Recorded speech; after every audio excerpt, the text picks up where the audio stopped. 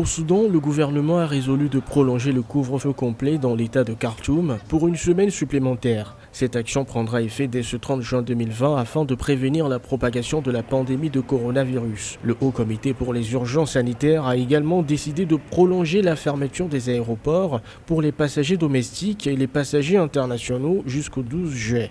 Au 29 juin 2020, le pays a recensé 9 257 cas testés positifs au Covid-19, 4010 guérisons et 572 décès.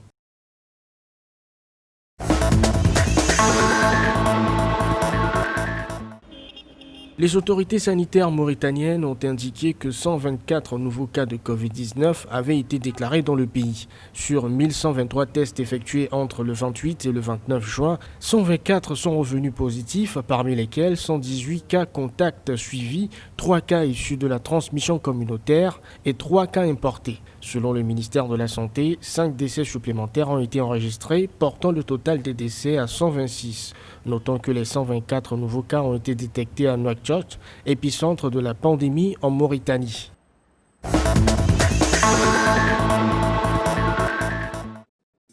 Le président ghanéen Nana Akufo-Addo a déclaré qu'il continuerait d'impliquer les chefs religieux et autres parties prenantes dans les efforts visant à vaincre le Covid-19.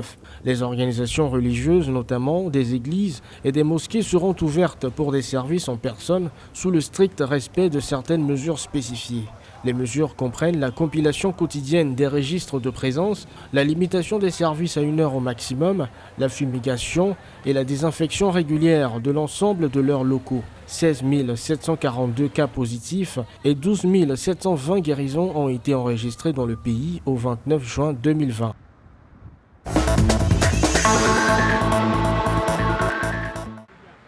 En Tanzanie, toutes les écoles primaires et secondaires ont repris leur session scolaire ce 29 juin 2020, conformément à la directive du gouvernement. Cette décision a permis la reprise de toutes les activités scolaires et des rassemblements sociaux après une pause obligatoire. Le ministère de la Santé et celui de l'Éducation ont insisté sur la nécessité du respect des mesures barrières afin de limiter la propagation du Covid-19. Rappelons qu'au 29 juin, le pays comptait 509 cas positifs au Covid-19 et 21 décès.